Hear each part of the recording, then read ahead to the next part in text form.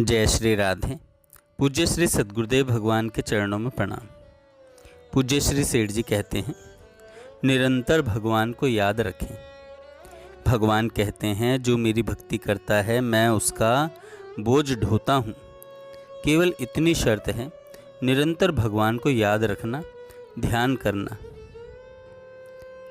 जो अनन्य प्रेमी भक्तजन मुझ परमेश्वर को निरंतर चिंतन करते हुए निष्काम भाव से भजन करते हैं, उन नित्य निरंतर मेरा चिंतन करने वाले पुरुषों का योगक्षेम मैं स्वयं प्राप्त कर देता हूँ।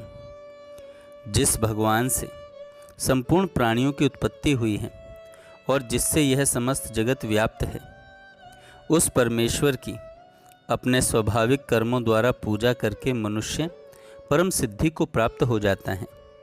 आधे श्लोक से भगवान ने अपनी व्यापकता एवं आधे में संसार की सेवा करना ही मेरी सेवा है, यह बतलाया।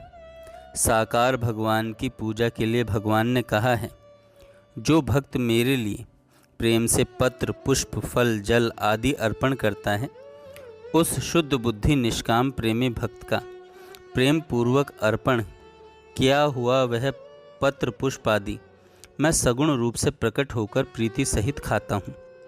केवल भगवान की पूजा से भगवान मिल जाते हैं। यदि आप और भी अधिक विश्वास करें तो पूजा का एक अंश धारण करने से भगवान मिल जाते हैं। पूजा 16 प्रकार की है, उसमें से कोई एक प्रकार की पूजा भी प्रेम से की जाए तो भगवान प्रकट हो जाएं। पत्र, पत्ते से भगवान प्रकट हो जाते हैं। क्या पहले कभी प्रकट हुए हैं? हाँ, द्रौपदी और दुर्वासा ऋषि की कथा, अम्बरीश एवं दुर्वासा जी की कथा देखनी चाहिए। पांडव कैसे विश्वासी थे। भगवान कहते हैं, 10,000 शिष्यों के साथ दुर्वासा जी को बुला लाओ। भोजन की कोई व्यवस्था नहीं है, तब भी उनको कोई चिंता नहीं है। वे जानते हैं कि भगवान आ गए हैं, फिर चिंता किस बात की। पुष्प, यदि कोई पुष्प अर्पण कर दे तो भगवान मिल जाते हैं। गजेंद्र ने एक पुष्प चढ़ाया, भगवान प्रकट हो गए। फल, भगवान शबरी भीलनी के यहाँ फल के लिए गए एवं फल खाए। शबरी को विश्वास था कि भगवान आएंगे। भगवान ने उसकी बहुत महिमा गाई है। भगवान प्रेम देखकर प्रसन्न हो जाते हैं।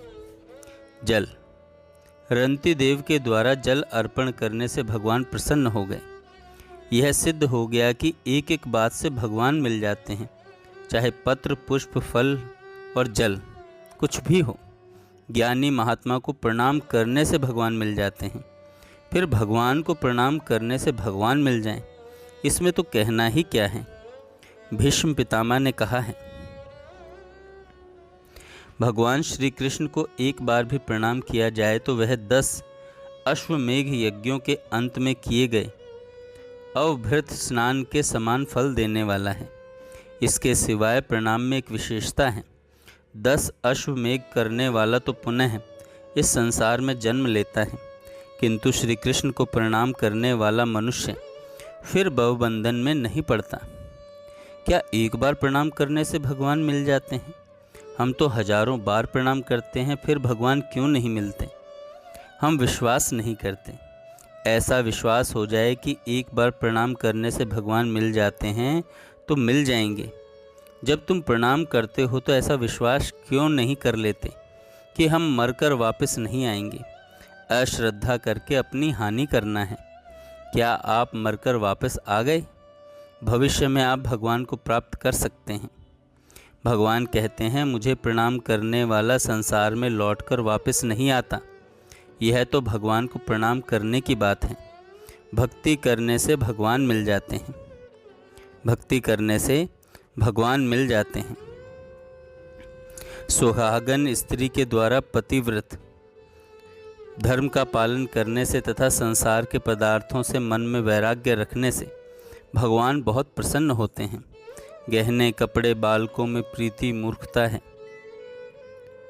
ईश्वर को छोड़कर घृणित पदार्थों में प्रीति करना कितनी भूल है।